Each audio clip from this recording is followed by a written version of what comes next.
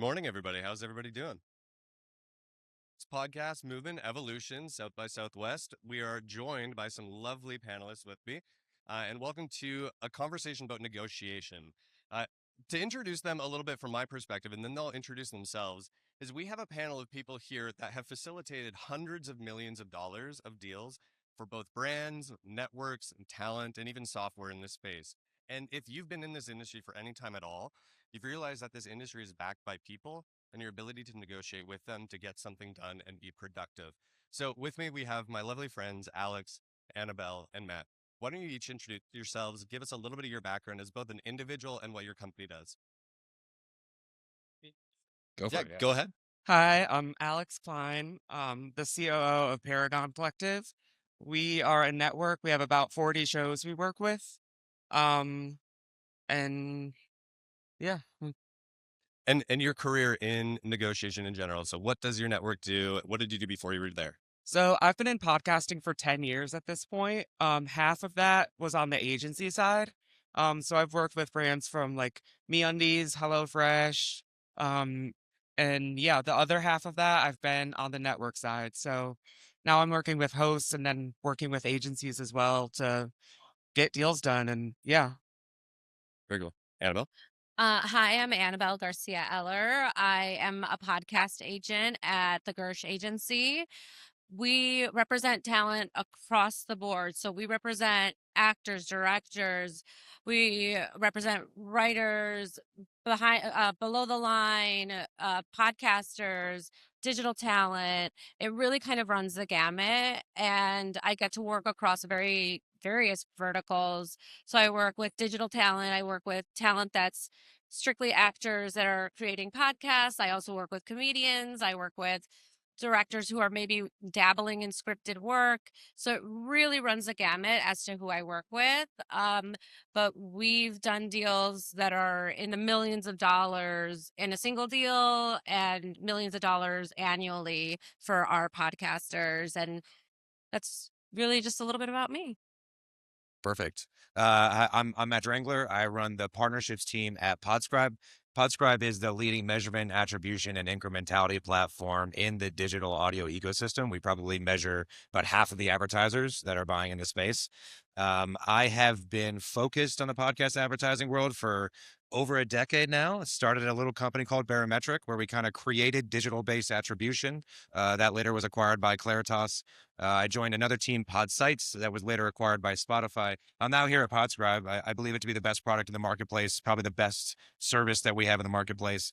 And we work across the entire value chain of the ecosystem. So we're working with publishers and agencies and buyers directly. The way or the types of conversations that we're having is all the way up from an executive or a leadership level, and we go all the way down to talking to individual salespeople and how do you do deals and negotiate deals when attribution is a part of the conversation. And yeah, so that's me. Cool. And my name's Adam McNeil, and I'm the SVP of Adopter Media. We are a podcast advertising agency that specializes in host read ads. Prior to that, I worked as an influencer marketing manager and PR manager at a small brand in Canada called Fume, where I did my first couple podcast buys and stumbled into this beautiful industry. I've been in it for 6 years now and have been behind some of the big brands that have been doing DR advertising. And I've been told by many people here that I'm consistently one of the few people that says no, probably more than almost everybody else. I've earned a reputation for being a hard negotiator at times. And so, what I was hoping you guys could each do real briefly is give a little bit of a perspective from each of your lenses as to how many no's on an average week you have to field and deal with from both your talent or the brands, and how frustrating is it? Whoever wants to take that I first. can, oh, please. Okay. Um, No, oh, you go, you go, okay. yeah. I would in a week. I mean, yes, many, many, many, many no's. Like the reality is like when we're pitching out podcasts, we pitch out podcasts that are both brand new concepts, so never been out to the marketplace, and then podcasts that have already been out in the marketplace. Maybe sometimes for years, sometimes they've been out for a few months, and they're looking for either an ad sales network or a full service network that's going to do production and everything else inclusive of ad sales. So we go out wide when we pitch these podcasts, and we get a lot of no's. We do get a lot of yeses. And in those yeses, those are people who really want to work with this podcast and think that they can sell the show. They think that they can do well for the show, whether that's on the production side and selling or just selling. So those are more valuable to me. I kind of have learned that the no's are just kind of like it doesn't bother me at all. It's just kind of it is what it is. Absolutely. The no's come quite regularly. Yeah, you're going to add to that, Matt. Yeah, I was gonna say, so I mean, I'm on both sides of negotiations. I'm on negotiations where I'm trying to get a contract signed with a client. I'm also in negotiations if we're working with data providers or other vendors. So the two different sides kind of work differently. But what I'll say is the commonality, um, no is a good thing. And I say no is a good thing because it allows opportunity to create clarity in the conversation. I think yes is nerve wracking. When someone says yes, there's now sort of like the real work that is involved. And are we going to hit the requirements or the needs of the negotiation? When there's enough no's, there's enough clarification on what the needs are or what the pain points are. And when you start to get those no's, the question of, okay, let's like talk about where we've missed the mark. And now all of a sudden, the person you're negotiating with opens up, gives them an opportunity to really tell you exactly what their pain points are. Because I'll be frank, and a lot of the RFPs or conversations that I have that they're just getting started, really nice documents explaining what they need, and they never actually tell you what the true pain point is. So those no's are important. And I think the more that we learn to say no, as long as there's reasoning behind it, it gets you to a much better deal overall. And Alex, maybe to call you out on a specific question here, you work in between both the brands and the talent. So you're often saying both no to your talent and no to brands, and sometimes yes to both. And you have to kind of navigate that from both ends. What's that like? Yeah, so I hear a lot of no's from brands all the time. I'm always pushing them to test into our shows. But I don't really like to think of them as no's. I like to think of them as not yet. Um, Brands are gonna say no to they don't want to test into a certain genre, whether it be in comedy, they don't have the budget. But that doesn't mean they're never gonna test that show. It just means they're not going to test that show right now. But you can always push a brand to test on your podcast and they'll probably get there eventually. But on the host side of things, um, it's hard to hear no from a host. It's a lot easier to hear no's from brands than it is a host. Yeah, we're getting a lot of no's most of the time from hosts when they don't genuinely like the product and they don't want to advertise it on their podcast. Um, but the thing is, a brand wants to hear that feedback from the host. They don't want a host who's going to like do a bad ad read and they're not going to get a return on investment on that ad. Um, so as a brand and me communicating that to the brand, you want to hear when a host says no to advertising your product. Well, and both from your experience as a buyer and mine, sometimes it's really appreciative to hear back from a host that they don't want to work with a product because it builds up their integrity around what they're willing to work with. They're not just taking everything. And the more that they focus on, well, I know I want to work with that brand. I know that I can do a good job for them. And they say yes to that thing. It keeps their credibility high. It makes them a more desirable partner down the road. Whereas there's lots of creators and lots of show that I think many of us have worked with that will kind of say yes to everything. And slowly but surely, their audience realizes that they might be shilling out a little bit. They lose a little bit of trust. They lose some credibility. And how much do you support your creators in going, yeah, say no to the things you don't want to do? It's not just about the money at the end of the day. It is about keeping that authority so you can be profitable for the long term. Yeah, I mean, the reason podcast ads work is because these hosts like the products that they use. Um, so yeah, I mean, to answer your question directly, they build up this credibility with their audience and they don't want to promote something that they know their audience isn't going to like. Um, yeah, what was the Uh, I can Could I also could I I add to can that also actually, just to yeah. just to support what you're saying? So at Podscribe, we produce a quarterly benchmark report. So we've got hundreds of advertisers, hundreds of publishers, billions of data points, and we create these benchmarks so that advertisers understand what to expect when they're coming into the space. One of the features that Podscribe offers when we're spotting ads is we'll ascribe an ad score to it or a read score to it. The higher the number, the better the personal endorsement. The lower the number, the worse the personal endorsement. And what we see in terms of performance, when I say performance, visitation rates to websites, downloads from apps, purchases online, we see those higher rated personal endorsement scores drive better performance for the advertisers. So when they're into it, when they like the product and they have a true personal endorsement, it drives way better performance for the advertiser. So the data totally backs what you're saying. And I can kind of jump in too on the talent side. So we are very we're very cognizant of the fact that we have to say no to brands often. And sometimes that's originally carved out of the deal. And that's because we work a lot with digital creators. Those digital creators have exclusivity that run across their TikTok and socials.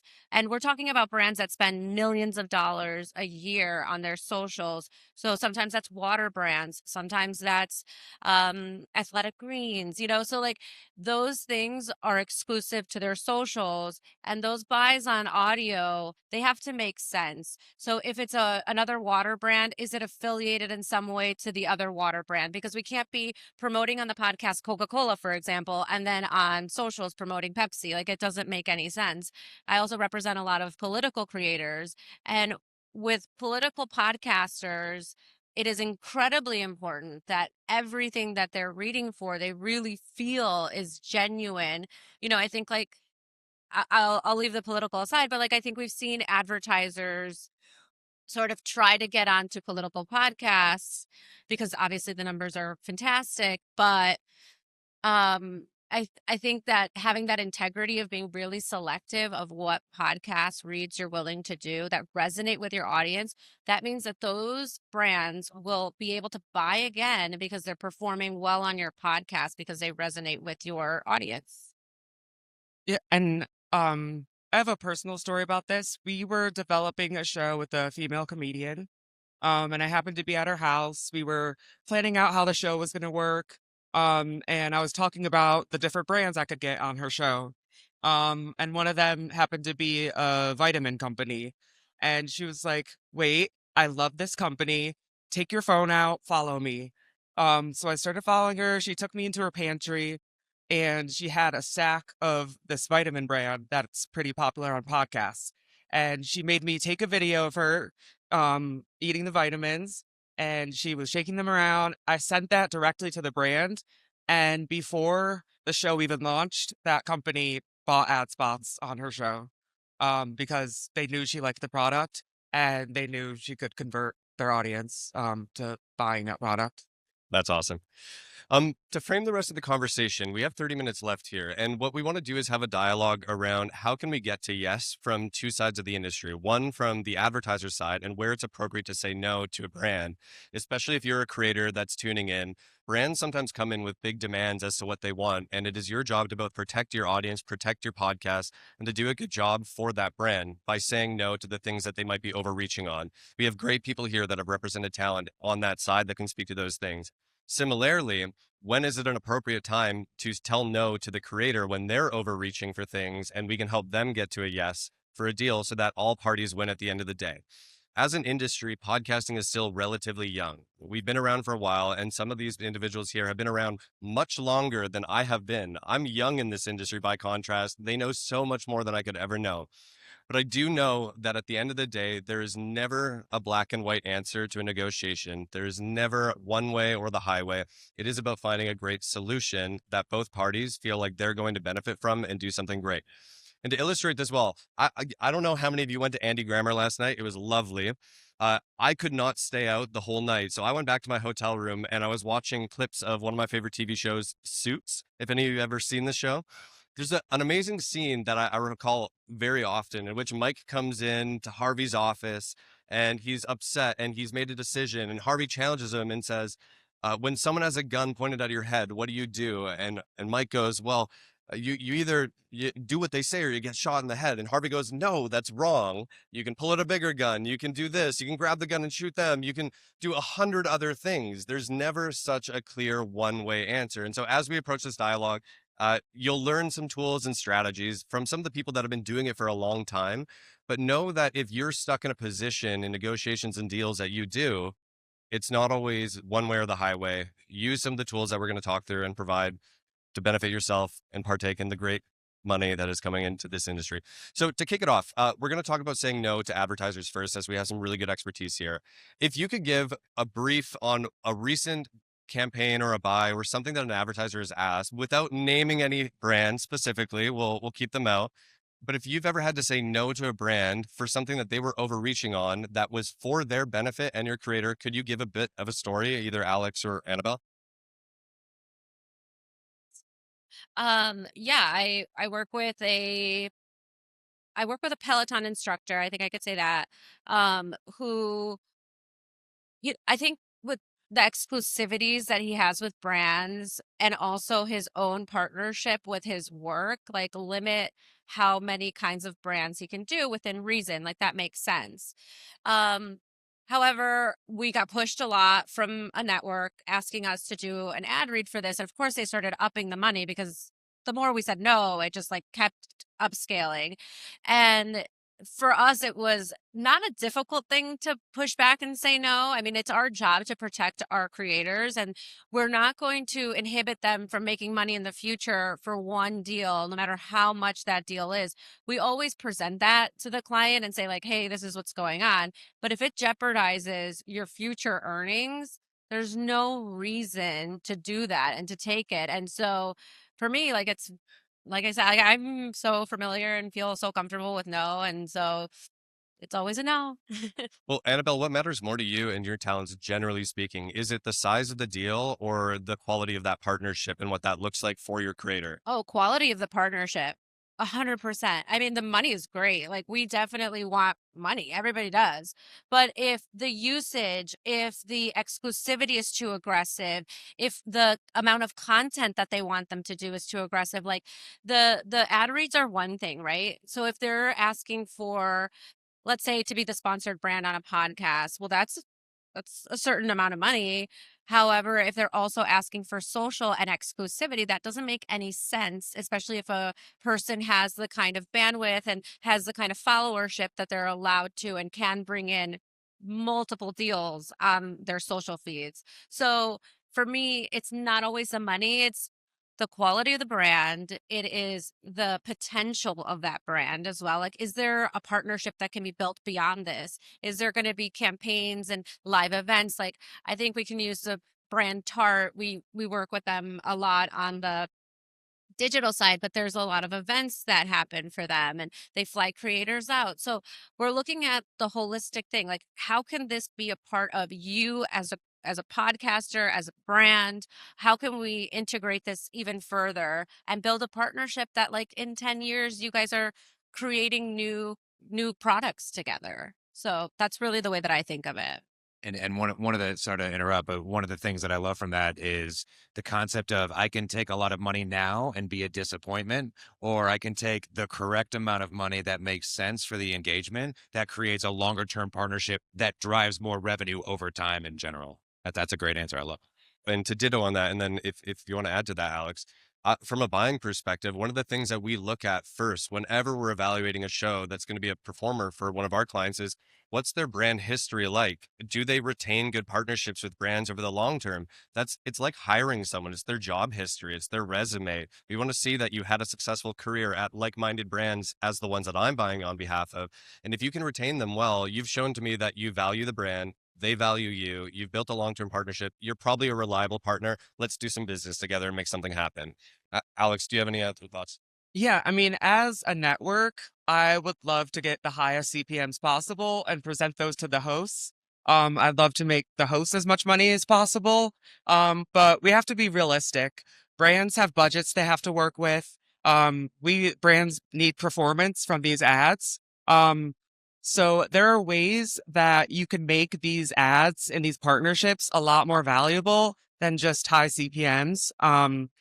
That can be product placement. We are a simulcast network, probably anywhere from 60 to 90%, depending on the show, of our total downloads come from video. So brands are looking to do product placement.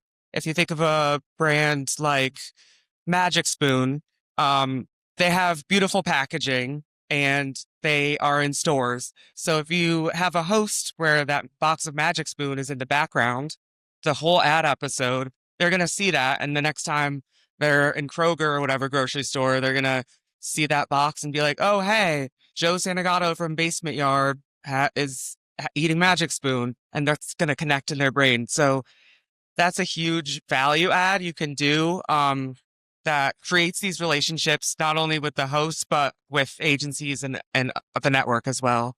You can do things like guarantee first position mid-roll. There are all these levers you can pull to get the most value out of these partnerships and create long-term, long-lasting relationships between that brand and the host. Well, how creative can you really get within a deal? Because I think a lot of the industry sometimes thinks that a podcast ad deal is just about pricing and that, oh, the brand only wants a lower and lower and lower price. And that's their number one goal is whatever they can do to get down a couple dollars on CPM, they'll be happy. But is it always about the price or is it about other things for the brand that you found actually help elevate the value of the product that you're giving to them to retain a higher CPM, a higher value for the product, a higher value for that deal that you're doing? Price is definitely a factor, but we want these brands to work with the host as long as possible. You can't just churn and burn all the brands you work with. A lot of brands like to run 1 or 2 spots a month. If they're paying really high CPMs on that, that's just not realistic, and they're not going to get as many spots and value out of that. So yeah, you don't want to just run the CPM up as high as you can.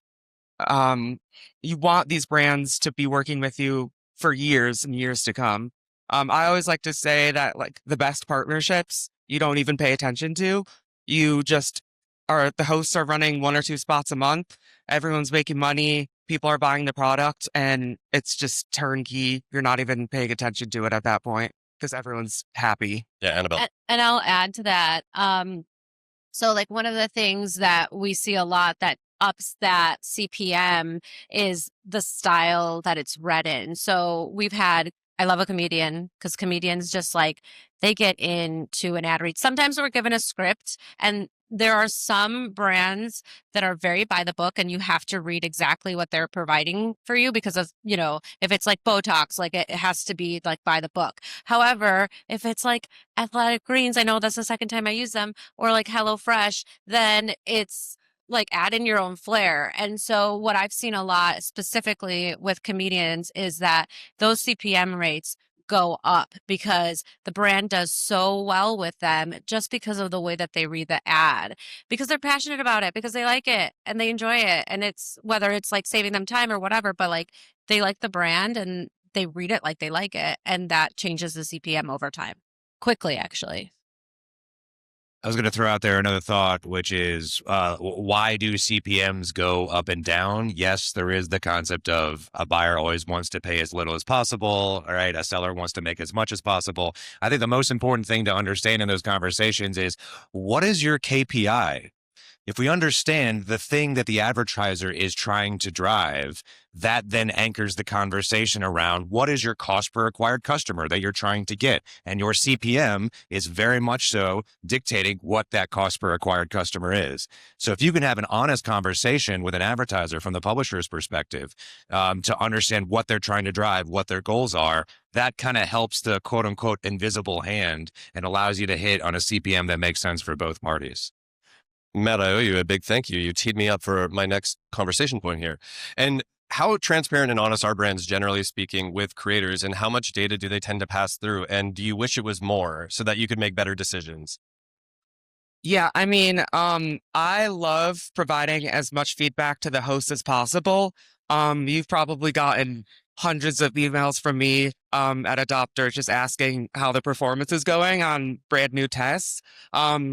I pass that information directly along to the hosts because it's important for them to know if a brand is working on their show.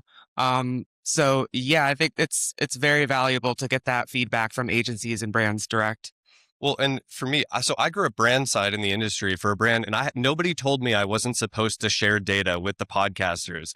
So early on in my career, I was buying ads and telling them, well, this is exactly how many orders you drove that day on that episode. Here's exactly what we're seeing on the back end. And I remember there was a network or a podcaster that said, you're the first person that's ever shown me how many orders exactly I drove for your campaign. And it's like, thank you. We can do a better rate for you. This is what we can do. Nobody ever is that honest with it.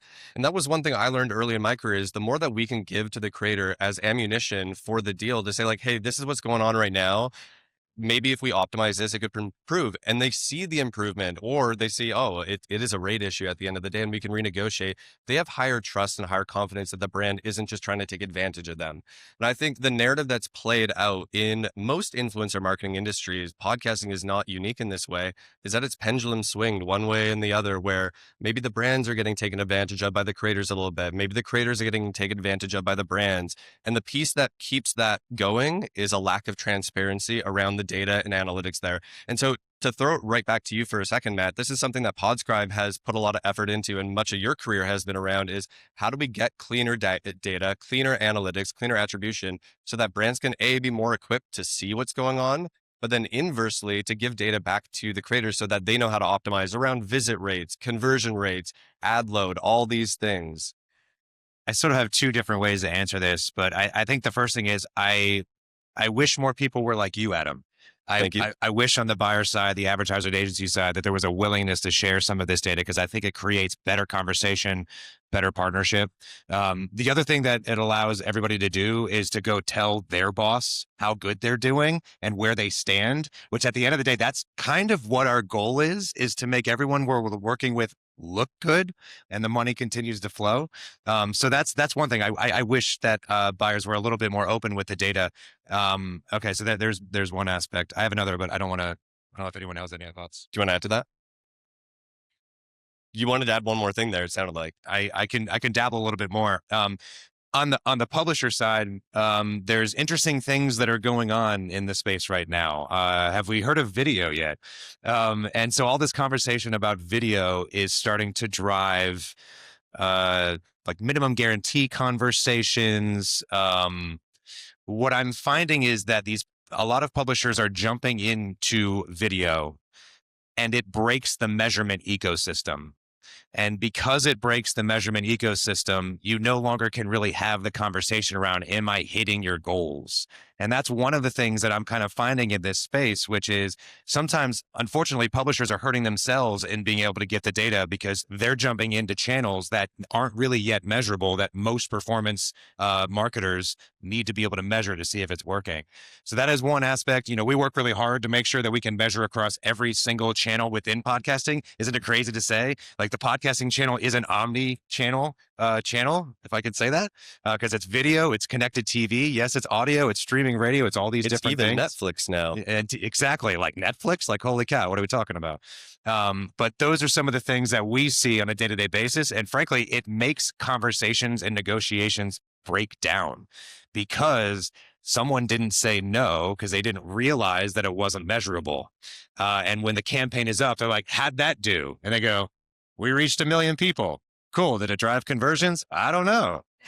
And that's a bad next conversation. Actually, I'm going to jump in on that because we had similarly, because of a publisher and the numbers, and we had just closed a $2 million deal for a podcaster, and we had another $2 million deal for an exclusivity on, we'll just say, like on the video side. And we had to turn it down because it put in jeopardy our other $2 million deal because the metrics were not clear, and it wasn't clear how we could calculate that data and make that other deal stand solid. So like that deal with a $2 million, it's about just advertisement, right? So we have to make sure that we're delivering those numbers, and that there is listen through data, there's pixels, like all of that. So yes, while I work on the talent side and I'm very much in the thick of like making sure my talent is knowing why and understanding why they have to make a make good if they ever have to, which I haven't had to do one in a while, so knock on wood. But I also want to make sure that they understand that why we have to turn down this deal, because if it jeopardizes your other deal, it's not worth it. And it sucks, but you hope that you have like really translated that to the client and that they understand it and that they're willing to, you know, opt out of it. Yeah, maybe to toss it back to you just for a second, Annabelle, from your side, you represent the talent direct. You're sometimes selling them to networks like Paragon, et cetera. What is something in that funnel that reaches all the way to the brand that brands don't always understand about the creator side of the business? Because again, in the same way, I don't think creators always understand the brand side of the business and their metrics and KPIs, which we need to do a better job of educating creators on that end of what we're needing, et cetera, and to be more transparent. But if I were to flip the script a little bit, what do brands not understand about the selling side of the industry that we should be better educated on that would make us better buyers and negotiators with you? Um, I think that's kind of a hard question. I can use one thing as an example. We have a podcast that's simulcast, and because the brand is a like adult product, it was age restricted, and that affected the views and downloads altogether. So the whole metric was just affected. And so when it came to renegotiation for buying, they wanted to come in at a lower rate. And so we had to go back to them and say, no, we're coming back at the same exact rate or more. And this is why. And, you know, we got age restricted. So there are real things that they have to understand that are limitations, and that is because of their products. You know, their product isn't going to change and the age restriction isn't going to change. Yeah, always lots of complications. And even from my end, I've been in the industry long enough to know now there's so many other revenue streams that your creators might have. And I am but one of those things. And if my one ask impedes on your ability to generate revenue in all these other areas, I'm missing the forest for the trees, and I'm focused a little bit too narrow on my lane. And the more that I think we as buyers, and again, on the other side as well, we can be more curious and not judgmental, to throw out one more movie reference or TV show reference. I love film and cinema. Uh, I wish that we better understood what the creator's revenue sources were or needs were, i.e., you sign a make good or a not a make good, a minimum guarantee with a network. They have minimums in which they have to hit. I'm not aware of that. So I might come in bullish around a price or a need that I have, but per the contracts that they might have with you or with the creator, they're unable to do that. And it can feel like a brick wall.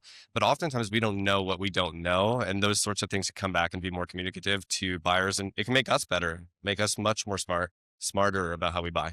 Um, Alex, from your end, what do you think brands don't understand about the creator side of the business? Yeah, I guess that I'll have a story I'll share. We worked with this show with a comedian who was his ads tended to be on the crazier side. Um, and some brands would go in expecting just a typical 60-second, he's just gonna read the script and sell their products. He would go on tangents for 5-10 minutes about the products. Um, sometimes crazier than others, but we had to basically sell the show two different ways. We could go to the brand and say, give us a script of everything you want, and he can read that directly. Or if you want the ad to be really good, and we've gotten a lot of feedback about the performance of these ads, just give him copy points and let him go off. And so we had like two different ways we were selling the show to brands. One of them being, hey, he'll take your product and go crazy with it, or hey, he's just going to read a script. So It's the only marketing channel where we can talk about a 10-minute ad being a best performer. I love that. Sometimes the crazier the ad, the better it can be for the brand, even though it can feel brand unsafe or all these things. Sometimes it just converts really well for them. And I think we've unfortunately ended up in a part of the industry or seasonality where we focus sometimes too much on brand safety and all these things. We miss those elements of authenticity that the industry was built upon and led to where we are today. And we've gone maybe too corporate at times, and maybe we need to start getting back to some of the understandings that we used to have, for sure. But as money comes in, more rules come into the industry about how things are done. We have about 15 minutes left here to dialogue a little bit. And I want to pivot the conversation a a little bit to where we see the industry going and what's happening in the creator space overall within podcasting. What do you see as the hurdles ahead for both creators and brands that you're predicting that we should be hesitant to say yes to? Things that we should be cautiously optimistic about. Maybe to start the conversation, one thing that I know that from a brand side that we are getting a little bit more and more nervous about, and thanks to Podscribe performance benchmarks, is ad loads creeping up. Creators seem to want to monetize more and more by sliding in one more ad into the episode, one more ad, a little bit more, and it is starting to really hinder performance for some brands. At what point should we start saying no to things like this? And then inversely, are there other things that we should be thinking about as no's ahead? I could talk a little bit about this. So I think one of the interesting stats that we see is, by the way, when we say ad load, just to make sure we're all on the same page, you have a 100-minute episode and 10 minutes of that episode is an ad, you're at 10% ad load. When ad load triples, for instance, we go from 5% to 15%, something like that. You end up, is that a triple? Yeah, am I doing my math right this morning? You see a 30% drop in conversion rate. Now, the interesting thing about it is we do see, generally speaking, as ad load goes up, conversion rate does go down. But when you look, there's a confounding variable in that data. The confounding variable is a producer read dynamically inserted spot versus a host read ad. The host read ad, the performance stays very stable as ad load goes up. And I think the reason behind that, at least my thoughts, is like the ads kind of feel like content, especially in the 10-minute ad situation. It's like a segment of the show. But when we look at the ad load going up for producer read spots, we very much so see a decline in performance. And so I think that's one of the things from an ad load perspective in this industry. I think we reported like the average ad load in Q4 was like 11.5% or something to that effect. Now we're not quite there where TV's at, right? TV is like what, 19 minutes out of 60 or something like that. It's like a third. So we're not there. But I do think it's important for us to understand that there is a trade-off between should I add that additional dynamic insertion marker for another ad within this pod, or is that going to impact my listenership because they're getting a little bit tired of the number of ads that are popping up? That's probably the first thing that I would throw out there. The second thing I'm going to throw out there is if you are going to add more ad markers, please do it intelligently. The number of times I'm listening to a podcast and the host is midway through a sentence and an ad breaks in. What are we doing?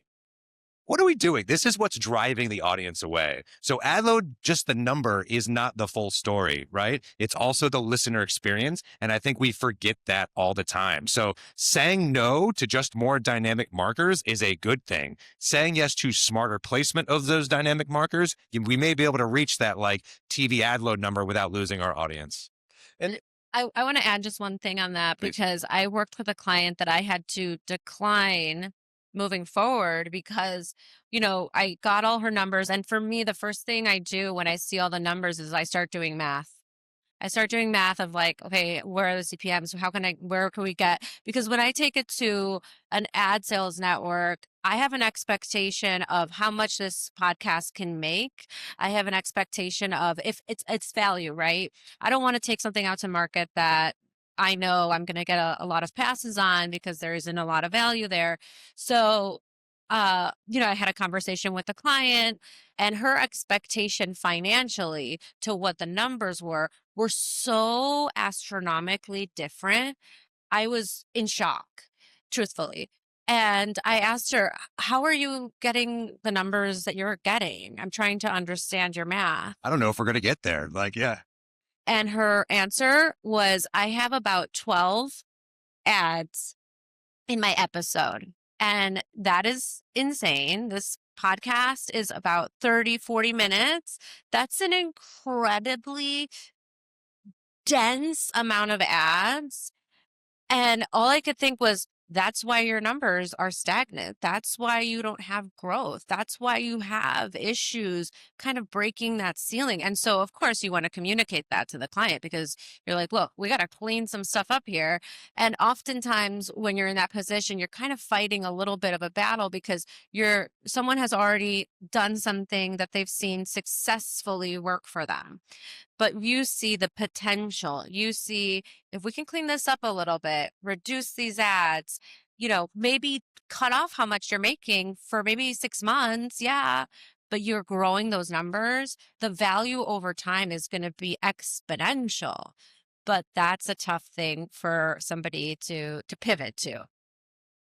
And Alex, from managing on the network side of things, obviously the number one goal for most of the creators that you work with, at least, is to grow their business as a creator and grow their podcast revenue. And there are many, many different roads to get to a higher revenue number, growing the show, getting a higher CPM, and all these things. And sometimes, do you have to fight creators on what the best pathway forward for growing their revenue is versus adding more ads, doing better ads, getting higher rates, product placement? Or do they get really locked in on just one way that they have to operate in? And how do you work around that?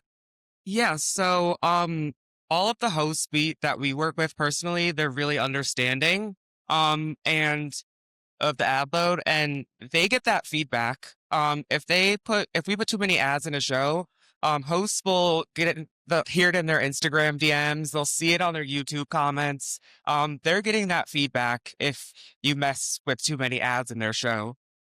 So our hosts that we work with are really understanding of that, and they don't want to piss off their audience, quite frankly. So we tend to, cap it at 4 ads per hour plus show. And yeah, the hosts are understanding of that, and they don't want to ruin that relationship with their audience.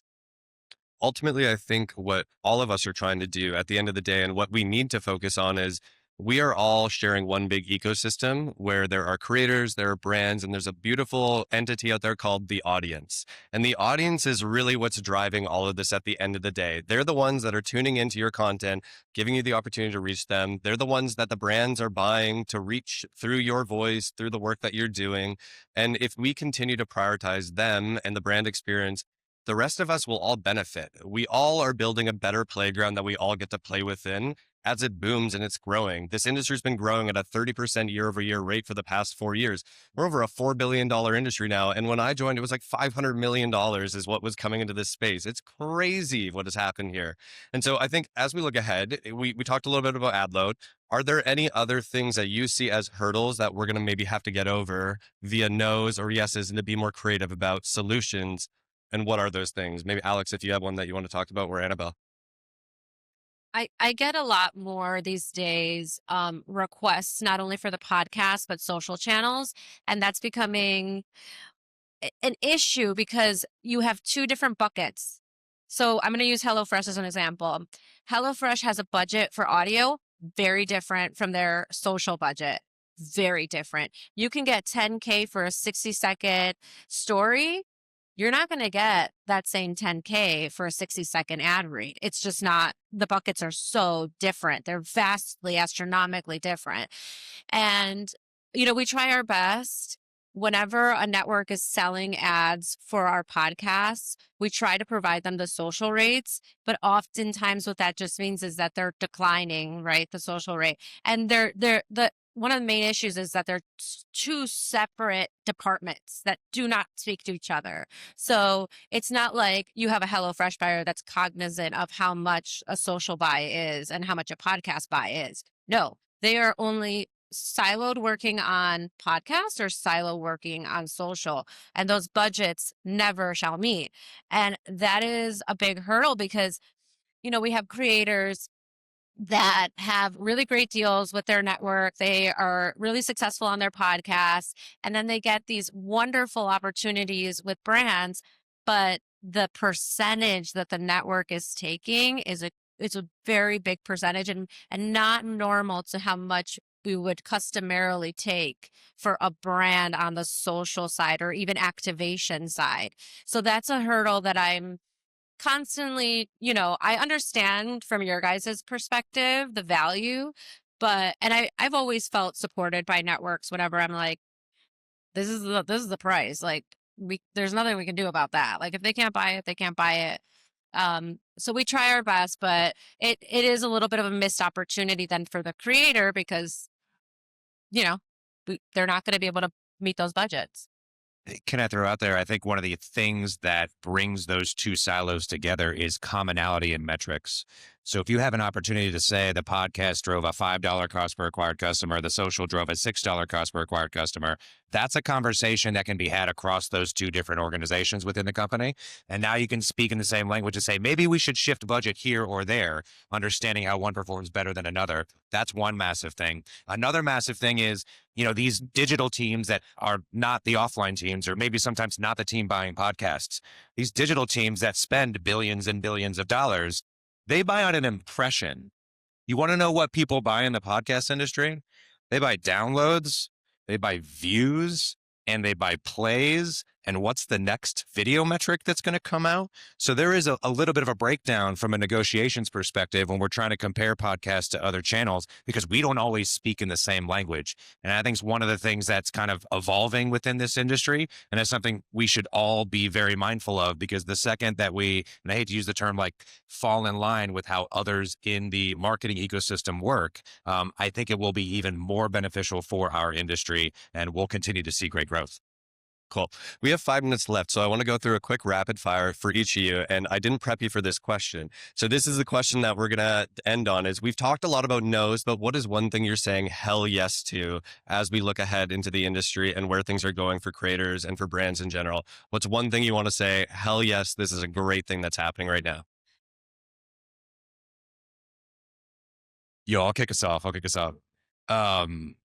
I've been crapping on video a lot, so I feel like I should bring it back and maybe not do that anymore. Apple HLS video plays really nicely in the existing podcast ecosystem. It's measurable. It doesn't stop the numbers that we get from RSS feeds. I say hell yes to Apple HLS video, and I hope that those that consume podcasts on the Apple Podcast app are also video consumers. I hope it works for the end listener. That's a tough one. Like, okay, on the deal side, of course, I'm gonna say like more MGs. But I would say like more to more creators. Like, I'm so excited this year. There's so many podcasters that I'm working with that are really trying to get into the growth period. And I think that this year just feels different. It feels like there's a lot of potential for growth, and I'm excited for that. Um, I mean, I guess I don't really have a good answer to this, but I mean, we work in podcasting because it's fun. We do this because like we get to come to things like this, and we built an ecosystem that is unlike any other industry, and it's fun to come to these things and just see familiar faces for the past like 6, 7 years. So I guess just generally say yes to the community. Um, we built something really cool here, and it's happy we have this, and I think just keeping to do this in the future. Cool. And I'll give my hell yes. I love live podcast events. If you can go to watch a podcast live on a stage and see them giving their show in front of you, it's amazing. I've seen a handful of them. It's a great place for brand activations. Annabelle and I were talking about this. Brands can get involved in that. There's great revenue opportunities, and it shows you the impact and the power of that audience you're reaching when you can finally meet with them. I used to host an independent podcast, and I used to host an event in Canada that 150 people flew out to when I was just a small podcaster. And that's the day that I realized how impactful this medium actually can be. We have so much influence over our audiences because they give us so many hours of their ears and their eyes to what we have to say to them and what we're educating them with, or stories we're telling to them. So hell yes to live events. Bring more people out, show them what you can do in person. People are not that scary. Get to meet them. Yeah, we have podcasts selling out Madison Square Garden now, so It's crazy. Yeah. It's Putting on amazing. a tour for the Crashing Out podcast with Philip DeFranco and Alex Perlman. That's tickets on that are going to go on sale. They're going to be going out closer to the midterms. We have tours going on during like this. Like, we tour our podcasts a ton. Does anyone have any last words that they need to get out for the audience here going, how do we get to more yeses? I feel like we did it. We did it. Well, thank you very much, everybody. Podcast Movement Evolution South by Southwest. thanks, Adam.